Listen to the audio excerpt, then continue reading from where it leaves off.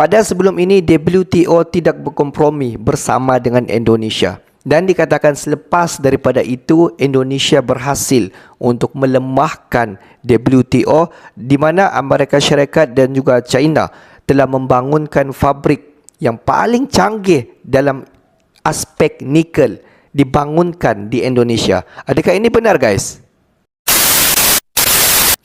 Hello guys, bismillahirrahmanirrahim. Assalamualaikum warahmatullahi wabarakatuh. Allahumma salli ala sayyidina Muhammad wa ala ali sayyidina Muhammad. Guys, selamat datang ke Musa Channel. Ini adalah channel YouTube aku, Musa bin Muhammadin Channel. Kepada subscriber, kepada viewer di luar sana yang selama ini telah pun memberi sokongan kepada Musa Channel, aku mengucapkan ribuan terima kasih guys. Kalian memang mantap, gratis. Dan kepada subscriber yang sedang menonton video ini, aku sentiasa mendoakan agar semua kalian di luar sana dipermudahkan segala urusan, dibukakan pintu-pintu rezeki, dihindarkan, dijauhkan daripada segala malapetaka, dan juga dihindarkan daripada segala fitnah akhir zaman guys. Amin amin ya rabbal alamin. Guys, seperti biasa, hari ini kita akan buat sedikit lagi video reaction di channel Bagi-Bagi.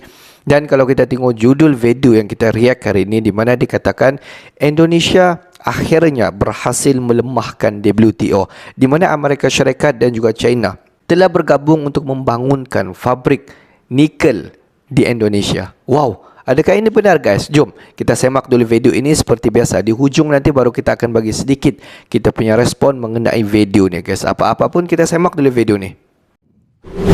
Sanksi WTO lemah. Amerika dan China kolaborasi bangun pabrik nikel tercanggih. Teknologi HPAL di NKRI. Jadi proyek ini adalah membangun satu ekosistem. Ya, saya ulangi, membangun satu ekosistem, bukan membangun satu proyek. Kita ingin membangun satu ekosistem untuk satu lithium baterai. Saya dilapori kira-kira 3 bulan yang lalu oleh Tesla yang melakukan peninjauan ke Sorowako, dan juga Ford yang melakukan peninjauan ke sana, memberi apresiasi. Dia bilang sama saya, Minister Luhut, Indonesian company Vale Indonesia itu is world class. The way they maintain environment, Vale Indonesia is world class. Ya. Kunjungan ke Vale ini apakah membuat Bapak makin optimistis bahwa hilirisasi yang selama ini menjadi program penting itu bisa dilakukan dan akan sukses? Loh, sudah berjalan gimana sih? Nikel sudah berjalan. Smelter sudah kebanyakan malah menurut saya. Di rem. Boksit juga sudah berjalan di Bintan, di Kalimantan Barat, dan yang belum yang lain-lain. Copper sudah berjalan di Freeport dan di Aman, Newmont dulu. Sudah semuanya berjalan. Ini sudah berjalan. Ini yang kita ingin dorong adalah agar tidak hanya masuk ke setengah jadi, tapi bisa barang jadi. Bukan hanya cathode, prekursor, tapi kalau bisa larinya ke EV. EV rampung, harus masuknya ke otomotif. Itu loh, ekosistem besar yang ingin kita bangun itu. Welcome to channel Bagi-Bagi guys. Sahabat Bagi-Bagi, PT Vale Indonesia dan Zhejiang Huayou kemarin mengumumkan kesepakatan dengan produsen mobil global Ford Motor. Tentunya dengan kabar ini semua kaget dan heran. Nikel mampu mempersatukan China dan Amerika untuk membangun industri paling canggih di dunia, menciptakan kolaborasi 3 pihak untuk memajukan produksi nikel yang lebih berkelanjutan di Indonesia, dan membantu mengembangkan baterai kendaraan listrik yang lebih terjangkau. Ini merupakan fenomena menarik, unik, dan juga aneh. Karena perusahaan papan atas Amerika Serikat berkolaborasi dengan perusahaan papan atas China mendirikan pabrik nikel dengan teknologi yang paling canggih di Indonesia. Ketiga perusahaan tersebut melakukan penyertaan modal proyek high pressure. Ketiga perusahaan tersebut melakukan penyertaan modal proyek high pressure acid leaching Blok Pemalang melalui kesepakatan definitif. Blok Pemalang melalui kesepakatan definitif. Uniknya, induk perusahaan Ford menggantikan LG yang mundur dari investasi ini dan mau berkolaborasi dengan China dan Indonesia untuk buat pabrik nikel tercanggih di dunia. Proyek Hapal Blok Pemalang akan mengolah biji yang disediakan oleh PT Vale Indonesia dari tambang Blok Pemalang untuk menghasilkan PLTMH. Pabrik Hapal ini akan beroperasi di bawah naungan PT Kolakan Nikel. Proyek tersebut dapat memproduksi hingga 120 kiloton nikel per tahun dalam bentuk endapan hidrosigda. Hidrosigda campuran atau MHP. Produk nikel berbiaya rendah yang digunakan dalam baterai EV dengan katode kaya nikel. Ford akan fokus pada pengolahan nikel dengan teknologi Hapal karena menghasilkan kualitas nikel yang terbaik. High pressurizing adalah salah satu metode ekstra nikel dari biji nikel karakteristik. Proses ini melibatkan penghancuran biji nikel dan pencampuran dengan asam sulfat dalam suhu dan tekanan yang sangat tinggi. Proses Hapal biasanya dilakukan pada suhu antara 200 sampai 255 derajat Celcius dan tekanan sekitar 40 sampai 60 bar. Dalam kondisi ini, asam sulfat menjadi lebih reaktif dan mampu melarutkan nikel dan logam lainnya dari biji. Setelah campuran asam sulfat dan biji nikel dipanaskan, lalu dikocok dalam sebuah autoclave untuk mencapai kondisi tekanan dan suhu yang diperlukan. Pada kondisi ini, nikel terlarut dalam asam sulfat dan dapat dipisahkan dari mineral lainnya melalui proses pemisahan cairan padat. Hapal memiliki keuntungan dibandingkan dengan metode ekstraksi nikel lainnya karena dapat mengekstrak nikel dari biji yang memiliki kadar nikel yang lebih rendah dan memiliki kandungan mineral pengotor yang lebih tinggi. Selain itu, Hapal juga memungkinkan pengambilan nikel yang lebih tinggi dan lebih efisien dibandingkan dengan metode ekstraksi nikel lain. Metode ini juga dapat mengurangi penggunaan bahan kimia yang berbahaya dan menghasilkan lebih sedikit emisi gas rumah kaca dibandingkan dengan metode ekstraksi nikel tradisional seperti smelting.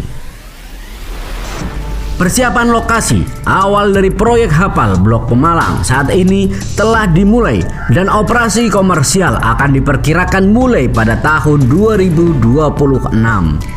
Kolaborasi ini akan mengirimkan bahan-bahan penting untuk peralihan industri otomotif, peningkatan industri manufaktur Indonesia, dan mendukung Ford untuk mengejar produksi 2 juta kendaraan listrik pada akhir tahun 2026.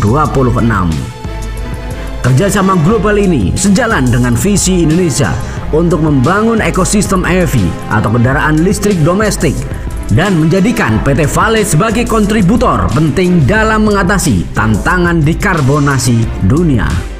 Pemerintah Indonesia sendiri menguasai saham PT Vale sebesar 20% dan memastikan pemanfaatan sumber daya nikel Indonesia secara optimal. Proyek Ford dan Vale ini merupakan proyek strategis nasional dengan investasi hingga 67,5 triliun dan diperkirakan akan menghasilkan 12.000 pekerjaan konstruksi. CEO Vale Indonesia, Febrian Edi, menyatakan kesepakatan ini cukup unik karena membawa pengalaman baru bagi Ford ke dalam bisnis hulu nikel. Vale akan memegang 30% saham di proyeksi filter ini, sementara sisanya akan dikendalikan oleh Dan Huayo. Huayo adalah perusahaan berbasis teknologi dan produsen terkemuka bahan baterai energi baru, ramah lingkungan, rendah karbon, dan standar ESG tinggi. Kerjasama strategis ini adalah salah satu proyek unggulan di bawah Belt and Road Initiative dan Sinergi Poros Maritim Global. Morgan Stanley akan bertindak sebagai penasehat keuangan Ford sehubungan dengan transaksi ini, sementara Standard Chartered menyediakan layanan serupa untuk Huayo. Sahabat bagi-bagi, ancaman sanksi WTO ternyata tidak membuat lemah Indonesia.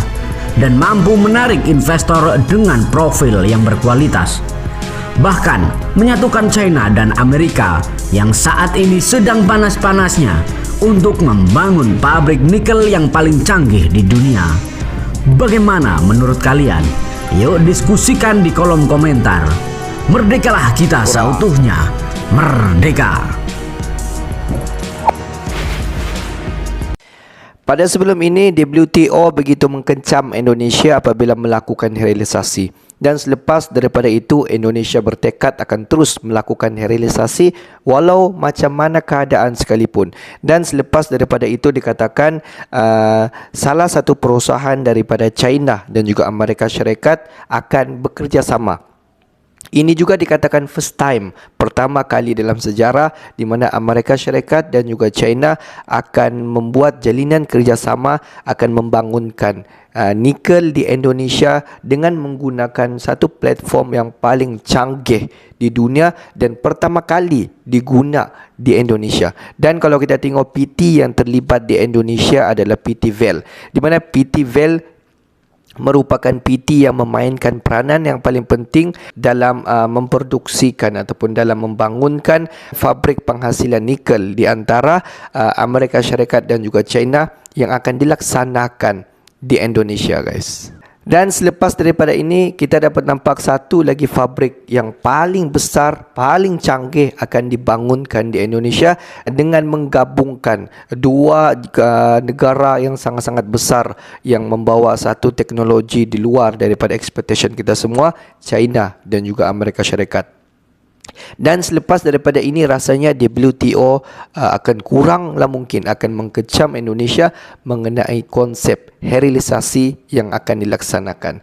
Sebab kalau kita tengok target Indonesia pada tahun 2026, Indonesia akan melancarkan seberapa banyak kenderaan-kenderaan bateri yang akan diproduksikan oleh Indonesia yang akan diekspor keluar daripada Indonesia. Itulah hasrat Indonesia dengan membangunkan bateri-bateri fabrik pada ketika ini, dengan membangunkan semua nikel, semua lithium di Indonesia, dengan berhasrat dengan menghasilkan kenderaan sendiri, kenderaan bateri yang akan diproduksikan pada tahun 2026 ke atas, guys. Itulah strategi Indonesia yang dilancarkan pada ketika ini. Jadi guys, pendapat kalian semua bagaimana?